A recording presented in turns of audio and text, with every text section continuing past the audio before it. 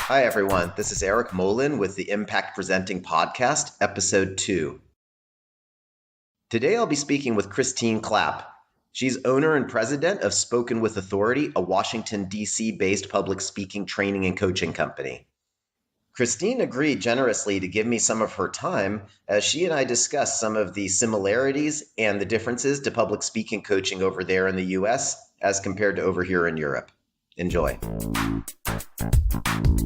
So, Christine, great to be with you today. As we've discussed, here we are, two public speaking coaches on opposite sides of the Atlantic, and thought I would check in with you really about some of your thoughts regarding what we do, what it's like for you over there, and share with you a little bit about what it's like over here.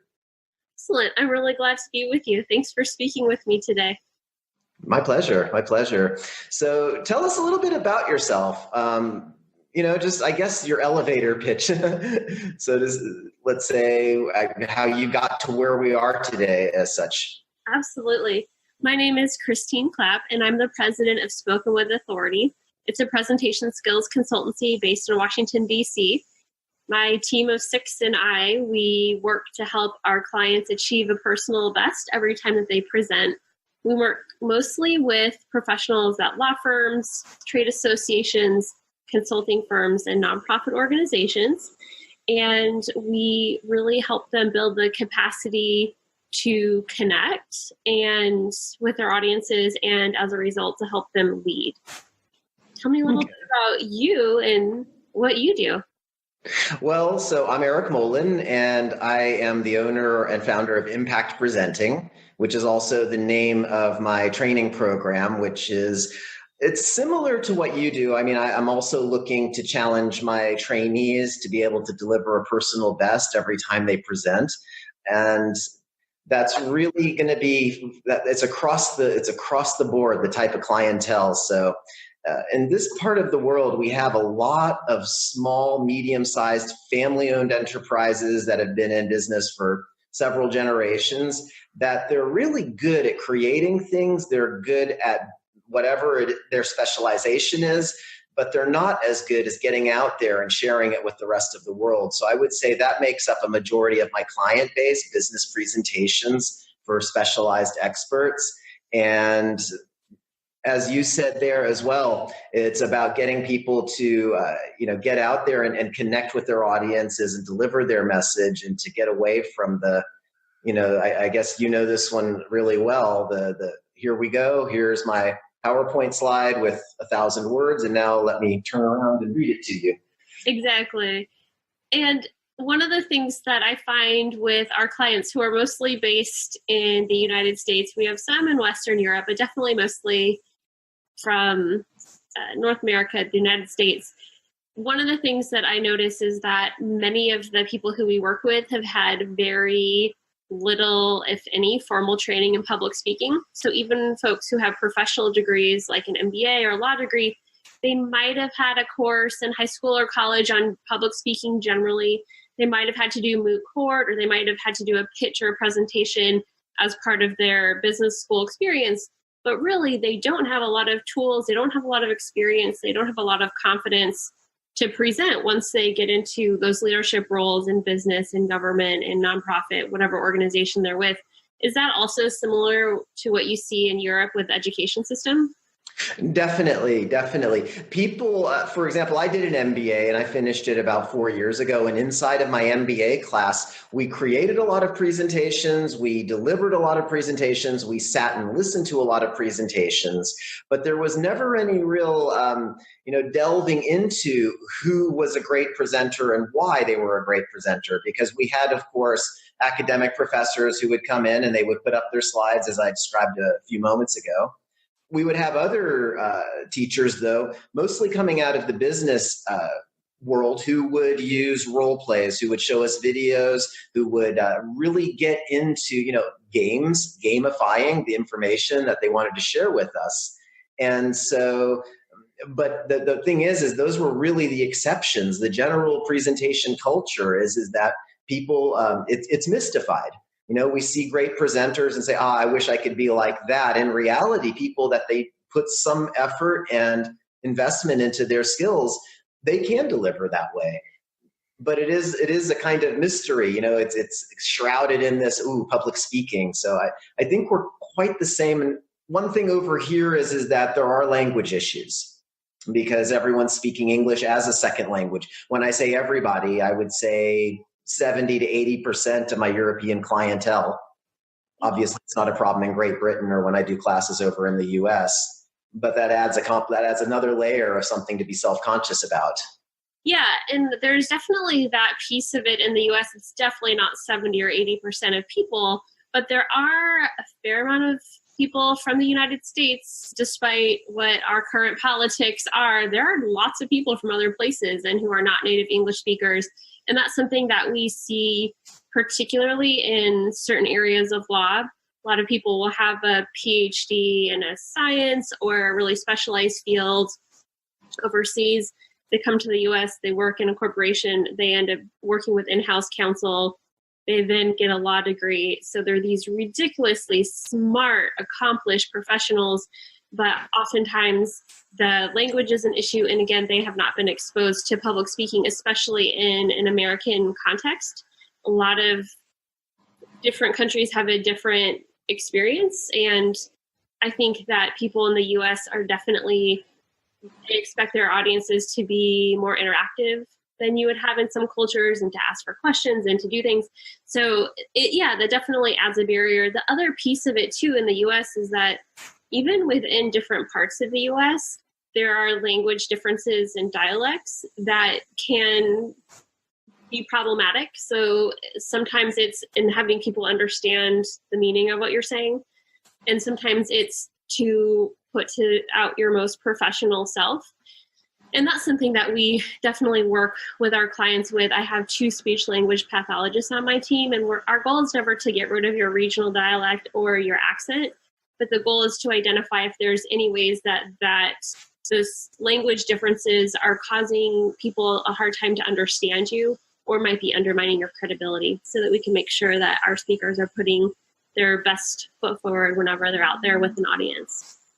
Yeah, I think in your universe of public speaking coaching and training that you do a lot of emphasis on articulation, choice of vocabulary, enunciation, tonality, and I think this is much more noticeable when you're in this homogeneous audience of English speakers. Mm-hmm. Whereas over here, generally, if somebody can, they'll formulate their message, and really, if we stop to worry about the accent, nobody would say anything. Right, absolutely, that makes sense.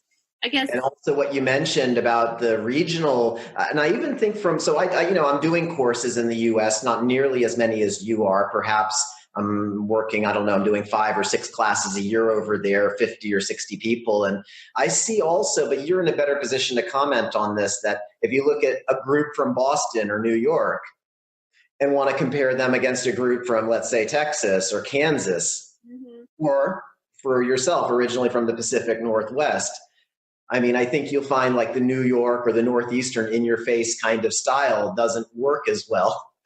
Right. In Nashville, Tennessee. Yeah, and one piece of that also is rate of speaking. So people in the Northeast tend to speak at a faster clip. And even DC is right on the Mason-Dixon line. So it's, people say that it's a city with northern charm and southern efficiency, so the worst of both worlds. But even DC, I think that the speech patterns tend to be a little bit faster, more fast-paced city, northeastern, whereas in other parts of the country, the West and in the Southeast, that there's a much slower rate of speaking. And one good example of this is if you ever hear Al Gore speak, he's from Tennessee. His rate of speaking is on the very, very low end of, it's 120, 130 words per minute, which is slow, and it's really easy to understand. So that's one of the differences, is that if you have a very slow rate of speaking, sometimes in a northern audience, it's not as urgent or exciting or fast. They'll get impatient. Yes, they'll get impatient. And likewise, for a northerner, you really have to slow down and find ways to pause, even if your rate isn't slower, to stretch out those pauses so people can process what you're saying and take away your message. But I think that's a really interesting point about different parts of the United States and really thinking about what's going to resonate with your audience. I think one of the other questions that I had for you was about the differences between the influence of TED Talks in the US and in Europe. What I'm seeing in the United States is that, especially among people in business, consulting, nonprofits, trade associations, those folks are really aware of TED Talks. They want to emulate that style that's concise, that's dynamic, that's engaging, that includes stories, dynamic visuals, or no visuals at all. And I think that the two areas where we see more resistance to that, or a bigger delta from where they are to that style, is in academia, and also in law firms. Some of the more traditional law firms, there's still that impulse to put every single statute and read it off word for word. But we're seeing that shift. We're seeing more academics and more law firms making that transition away from text-laden slides that are read in a really boring, factual way. My question to you is that influence? I know TED is a global phenomenon. There are speakers on the TED stage throughout from every part of the globe. Are you seeing Europeans also saying we want to move in that direction too for our business presentations? Yeah, that's a good question. So, a few different answers. The first one is it's definitely generational. Mm-hmm. And so you'll find that your younger audiences, let's say, or your new breed, their new crop of presenters coming up, let's say that they're graduating university, 22, 23. This has totally influenced their style. And you'll find them, taking that chance, taking that risk and opening up. Yeah. The one key thing, though, what I found being here in Europe, and this is funny talking about cultural differences in the US, because, of course, Europe, we have really strong cultural differences also based on language. And what I found, like, let's take one element of the TED Talk, the storytelling, because there are a lot of different, bits and parts to a talk, storytelling. There are some cultures here in Europe that it's really easy to get them to open up and to share a bit about themselves. And then there's other cultures here that they find that personal stories to be almost inappropriate. They're there for the data. And so, and of course, the older the presenter is, the more that they're going to take a frame of reference from whatever it was that they came up in.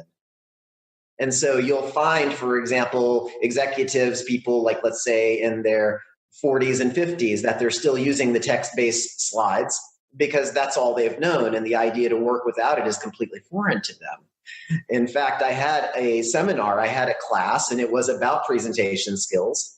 And afterwards, they asked me to send the slides. And I told my contact, I said, you were there. I didn't use any slides. It's like, yeah, but without the slides, it wasn't a class. Did it really happen? Exactly.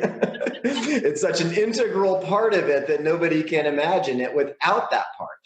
Right. And so, but when we look at TED Talks, I mean, this is totally, yes, this is really influencing our next generation of presenters, the storytelling, the movement, the vocals, especially the opening up. And the idea that, it's not about what you want us to take away, but it's what us as the audience, what we see in you as the presenter. Because they really do. They see through you these days. Right. And I think that you're really onto something in terms of the generational change, because you were saying, yeah, we see that resistance to people who are generally 40 and over. Well, that's millennials are younger than 40 right now. The oldest millennials will just be turning 40 in a couple years here. That's right. And I think that that's a big part of it, because TED Talks started to go viral on YouTube. They went on YouTube in 2006 and had a lot of traction. Well, someone who's turning 40 in a couple years from 2006, they were pretty young and in the formative years of their life when they started having access to seeing that kind of public speaking. So I think it's less revolutionary to them because it's always been part of these are the great speakers, versus people who are older. The great speakers haven't always been in that style. They haven't always been exposed to it. The other piece about opening up that's interesting is that, again, millennials, they've been online, they've been on Facebook. Now Facebook isn't cool. They're on Instagram, they're on Snapchat, they're on all these other platforms. They've always been online and on social media. And I think that opening up might be easier just because they've done it digitally their whole life. Exactly. It's awkward in front of an audience. I never really thought about the storytelling piece of it, but I do think there's a cultural aspect, and one element of culture can be generational too, right? Your age has a cultural meaning as well. It does. It definitely does. Yeah, that's a really interesting. I mean, but what's interesting though is like I had a Dutch client and he was a millennial, let's say, I guess he was in his early 30s. And we were just scratching the storytelling, had never told a story to a bunch of strangers in public in his life. And so he went ahead and he was talking about difficult decisions. And it took a little while, of kind of prodding him and goading him. But then he told a story about the time he had to take his daughter to get an injection at the hospital. And she asked him, "Is this going to hurt?" And then he had this moral dilemma. Well, do I tell her, yes, it's going to hurt, it's going to go quick, or do I tell her, oh, no, it won't? And then it was understood that these are the things that people every day in their life wonder about in their own thought processes. And then when you hear somebody else talking about whether it's a moral dilemma, what they could do with a difficult customer, the things that went through their head at that time, the mistakes that they make. And that's when it's really tricky, because there's also like an inhibition to admitting mistakes and making yourself, or rather instead, as somebody would say, why would you draw somebody's attention to your incompetency? Right. And I think really, and then after a bit of back and forth, we start to realize that nobody is perfect. But when you try to pretend to be perfect, then, well, no one's going to believe anything you say anyhow. Right. And I think one of the people who articulated that phenomenon really well for me was Nancy Duarte in her book Resonate. One of the arguments she makes is that the best stories to tell in a speech don't make you the hero, they make the audience the hero. So exactly. You're the teaching figure, you might share about this personal experience or failure, and then you're leaving.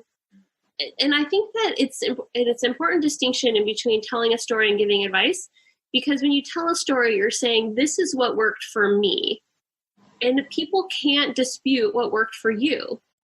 They can walk away exactly. saying, gosh, I might try that. Or, oh, I'm not going to try that because I'm in a different situation and my life is different, or my job is different, or my work is different, which is fine. But I think that telling stories is a really great way to avoid some of the criticism, because when someone raises a question and says, well, that'll never work for me because of this and this and this, you can say, yeah, I'm sure you're right, because you know you more than I will ever know you, but you can still offer it up, and maybe people exactly share your idea, maybe they'll apply it to their lives, or maybe they just will decide it's not worth it. But it does help insulate you from attacks of, well, that advice is dumb because it'll never work here. Because and actually you may not even get that objection, because the storytelling, it approaches the brain from the back door, in that I haven't really said anything to be disagreed with. I've shared an experience, and in that sharing, while you're really hanging on to my words and visualizing it with me, you're hearing what I say. Whereas if I come forward and say, hey, everybody, this is my idea for change, let's get out there and execute it, these are the reasons. Well, now people have something tangible to lock onto and argue with. Exactly. And so I guess also we've talked a little bit, you're familiar with Paul Zak and his research, and that listening to a story, listening to the trials and tribulations of a character in a story, it releases these hormones which make us want to be a part of whatever problem needs to be solved.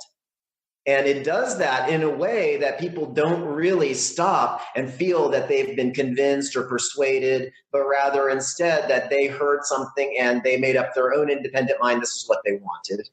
Exactly. When people make their own conclusion, they're much more likely to be committed to it than if you tell them the conclusion. And I think it's interesting because all of this, a lot of what we're talking about in terms of storytelling and having that balance between factual, logical, the storytelling, it goes back to what Aristotle said in the 5th century before the Common Era. He said you need to have a balance between ethos, pathos, and logos. Ethos, speaking credibility, pathos, emotional appeal or storytelling, and logos, the logical appeals, the facts, the data. And he knew then, he came up with this vocabulary about having that balance. And this was all before the Enlightenment and this push towards separating us from our emotions and to focus on the data. But the interesting thing is the research that's happened since then, no one else has really supplanted that basic framework that he developed millennia ago. People have certainly done research, whether it's empirical, scientific research, or whether it's humanist research. There's been a lot of ways where his ideas have been expanded and refined, confirmed, but no one has supplanted that basic structure of having balance. It's truly elegant. Logos. Yeah. It really is. It's a very clear triangle. And I also teach this in my classes that you have to have this triangle with equal proportions, and that you can't just give data without telling the human story behind it.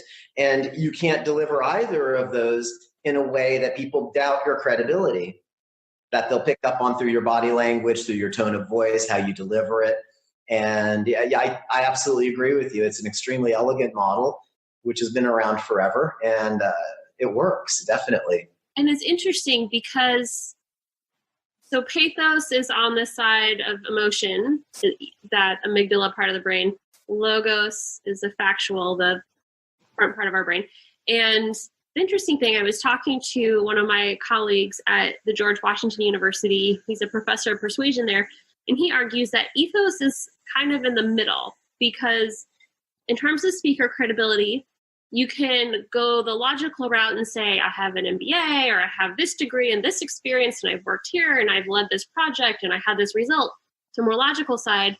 But also there's this side of, do I like this person? Do they smile? Do they come across as friendly? Do I believe this person? Yes. Does this person believe themselves?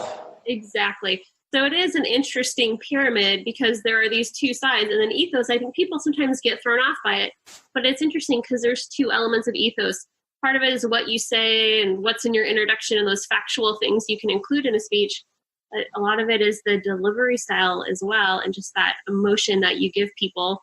And I think that sometimes when I talk to clients who are scientists or who are lawyers or who are these technical experts, and I encourage them to smile in an authentic way, just like they would if their mom or their dad or their best friend or their child walked into the room when they're explaining a technical area of their expertise. They say, well, that will just look unprofessional. I can't imagine smiling in a speech or a briefing on this topic. And if you aren't passionate about it, if you don't love it, obviously if you're delivering bad news, you don't want to smile because there's a disconnect. But if you're talking about a technical area that you know well, you should be enthusiastic about it. And I think that gets to that piece of ethos and believability. And people want to see their speakers as passionate experts. And I do think that is one of the areas. And it would be interesting to know in Europe if there's differences in culture with smiling and enthusiasm, because I certainly see it within different professions in different parts of the country in the U.S. as well. Yeah, no, there really is. And I mean, part of it is cultural. Mostly, I wouldn't say that there are cultures here that they don't smile. That's not true, of course. Everybody smiles. It's in the circumstances that they allow themselves. And then this is something that I think is quite shared amongst Europeans as a whole, is when they get out there in front of an audience using their second language, not sure how different members from different countries might react to what they're trying to say, then there's a lot of pressure, and it's easy to forget that you have to smile. There are two suggestions that we give speakers to help them bring forth that authentic smile.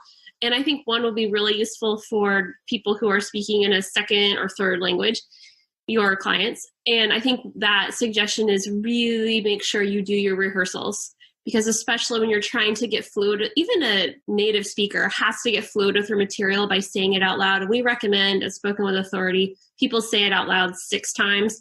I would say when you're in a second or third language, that probably goes up to 8 or 10 times. And it's something that each speaker has to play with. But having that fluidity with the material, I'm not suggesting that they write it out and read it. I just want them to say their outline out loud so they really know what they're saying, and they can go through that process of translating in their head and thinking about the right phrasing or wording. And that'll make it a lot easier to do when they're in the moment and feeling a bit more anxious in front of a live audience. I can agree with that. Absolutely, 100%. Yeah. And then the other thing that we recommend speakers do, and again, something that might help speakers who are in cultures that are not as comfortable being effusive, smiling, bubbly, whatever you want to call it, I think one thing that can help, and to get to that intimacy that you see with your teams that have known each other for some time, is to encourage speakers to get to the venue early and to shake hands, to introduce themselves, to chit chat with people in different parts of the audience, and even to call people ahead of time just to get to know them, 2-3 people in the audience. And that's a really powerful way to feel more connected and maybe open up a little faster. I totally agree with that one as well. So I'm going to just give you some feedback, because really the two things that you mentioned, they align. There's a lot of overlap from my side. So my view of it over here. So I recently had a client. He is a Dutch native speaker, but his English is really great. The thing is that he and I, we sat, and rather than having to think of going to say, once you know what you're going to say, then you can focus on how you say it. And so what I give people is I say, this is the opening, let's work on an opening that allows you the maximum amount of time to calibrate. And so one of my favorite openings that I teach people is to do an audience poll. So to ask a question, it can be a little bit on the controversial side, but generally it should show a difference of opinion or a knowledge gap in the audience, something that they thought that they knew that they really don't. So to trick them a little bit, or it could be something that that there's disagreement and you want other people to see that there's more than one point of view. So that's one technique to ask the audience and get the hands up. It gets engagement. It gets them moving around, because if somebody's in their telephone and all of a sudden they see people raising their hands or standing up, they're going to want to be a part of it. They don't want to miss out on anything. Yes. And so that would be the first step. The second step might be to choose a quote, and to choose a quote that somehow resonates with your subject. And then you can explain why you chose that quote. And then you can launch into your material. So now you have these three things. You have your question, you have a quote, you have why you chose the quote.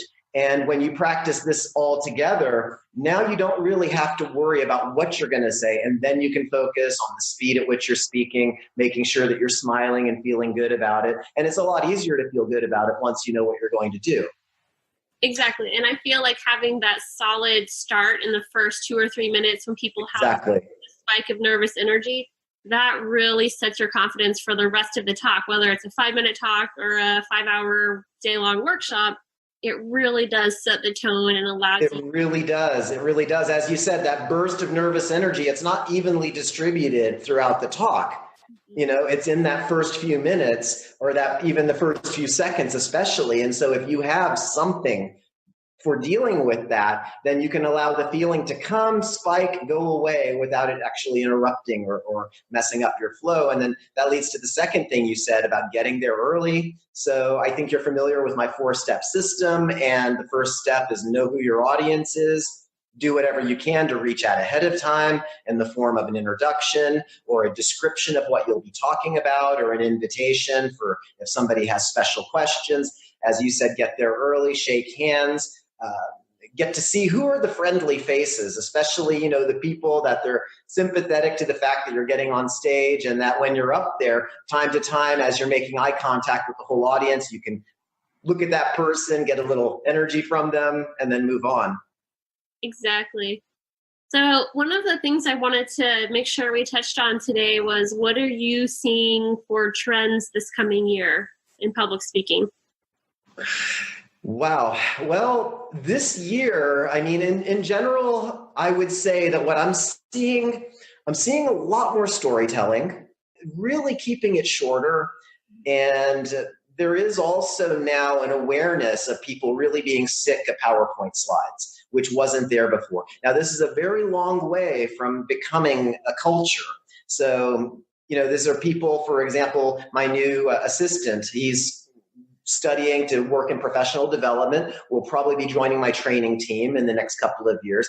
And we were discussing it, and he just came out of a class and came to assist at a training.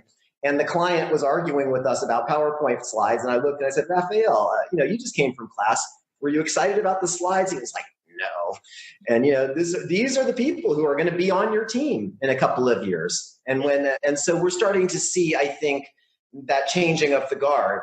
And of course, there are, these other tools. There's Prezi, which has been around forever.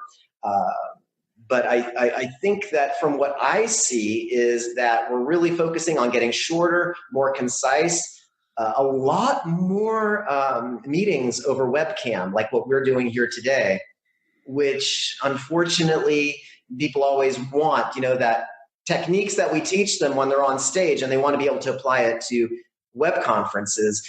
And without the physical presence, that's a little tricky. Yeah, definitely. How do you handle that? What do you suggest to people for web conferences? Well, one of my suggestions on web conferences is if you have the ability to stand up, to try to do it in a conference room where you're standing up. I think a lot of times people can get more formal and enthused if they are standing. And I even encourage people to do that on the phone as well. Because we get a little bit laid back when we are not standing. And I think that the positioning of it can be really helpful. That's actually a pretty good technique, a pretty good point I hadn't considered is just say, webcam's on and nobody's sitting. Right. If you can get people to buy into that and sign up on it. The energy, and it's something to consider, but I do think it's hard. And definitely when people are doing trainings by web and they can't see the other people, a lot of meetings I can see you, so that's helpful. So I am getting some of the verbal and nonverbal feedback from you. When you're doing one-way communication, web, one way, it's impossible to know if people are liking it, if they're dropping off, if they're doing email. So I encourage people to use video clips as much as possible, because just like raising the hands, when people start seeing a video on their screen, they can't help but, oh, why is that video happening? What's going on? Yeah, so I do think that you have to tap into that fear of missing out by trying to have some visuals, whether it's a picture, a video, a couple interesting words that don't fully make sense unless you're listening, to really get people to zero back in. It's really about breaking it up and making it into infotainment, isn't it? Yeah, and really a webinar that's one-way communication where you can't see the people, and sometimes people will write a question, but it's really one-way communication. You can't see them, you can't hear them, there's not a lot of interaction. It really becomes a podcast. Yeah, one way, and you have, as you said, no idea what people are doing on the other side. Yeah, and I think it's definitely a lot harder than giving a speech in person, where you get the verbal and nonverbal cues from people. There's a big unknown there, and I think you really have to push to get feedback from people, get written and oral comments to know how you're doing, just because done in that vacuum, it's just so hard to know if it's resonating with people. So to be honest with you, I try to avoid webinars. I say we might as well just do it as a module people can watch. So I'll make it as much of an interesting infotainment podcast as I can. And we can do office hours or some other way for them to communicate with me. But again, any way that I can see them and hear them, interact with them more, I think they're going to get more out of it. Then I don't know that it's worth doing a live webinar in a lot of cases where it's just one way. In my case, what I found, and it's something that I wouldn't have expected this at all, is it's actually extremely difficult for me to present without seeing my audience. Because now, as we're getting into this podcasting, or rather this video casting together. But if I'm just doing a monologue standing in front of the microphone, I find it extremely hard to get motivated. Absolutely. Because there's nobody there. There's none of those, as you said, there's none of those nonverbal cues, whether or not what you're saying is really impactful, or, if you could just totally leave it out altogether. Yep, I absolutely agree. And I guess the one thing I would end on in terms of looking ahead for 2019, the one thing that I'm seeing in the U.S. that I think is exciting, and this is just this week, was the State of the Union address the president gave and the response to the State of the Union, which is a pretty big public speaking moment in the U.S. every year. One of what we saw in the response to the State of the Union was we saw Stacey Abrams, who's an African-American woman, give the response. And I think one of the things we're seeing more of in the U.S. is trying to highlight the voices of women, people of color, people in the LGBTQ community, people whose voices have been marginalized or silenced historically. I think that's a really exciting thing to have more voices in the public speaking space. And it's something that we're really working on, is helping train individuals who haven't necessarily had access to the microphone so that when they get it, they can really shine. Right. Support organizations who are being conscious about how do we have a diverse panel of experts and diverse moderators asking questions, and to have board members who represent the richness of our organization. And how do we have that represented in our gala? And how do we have that represented on our website and the testimonials or the training? All of those types of speakers and situations, we're seeing this change, we're seeing this shift, and I think it's exciting. And there's a great moment for more training. It will be a much richer milieu in which to understand perspectives. And I think, to your point on storytelling, that storytelling and understanding those perspectives, I think it all comes together. Yeah, I have to say, I'm catching some of these moments from over here. And of course, when I'm over in the US, then I really have a chance to catch up on what's going on. And we do see people that have been previously marginalized or been silent or have not really been a part of the conversation, leaning in and having their voice. And I have to say, there's an authenticity, a simplicity and an authenticity to a lot of these messages. It really makes you think, with some polishing and with some input and with some power tools, what they'd be able to accomplish. Yeah, and I think another piece of it is that with these new voices will come different ways of approaching public speaking. So part of our goal is to say, what can we learn from these other speakers, and how can we change the standards by which we judge good speaking? Because it all goes back to Aristotle, right? He was a male person in power. So there were slaves in Athens, and women did not have power. And that tradition of who sets the standards for public speaking has always been men in power in cultures that, at least that's an extremely good point that I think we can end on is that there is no final authority on, the best way of public speaking. And because I get questions, like, how many minutes should this be, or what should that be? And there are people that are looking for concrete rules, which I understand that we want concrete rules to make this life somehow more manageable. But when it comes to what's inside of us and, getting it out to someone else, the variables overwhelm that. And I think it's much more about the guidelines and about the guiding spirit, and letting the techniques manifest themselves to be analyzed and adopted as best practice if warranted later.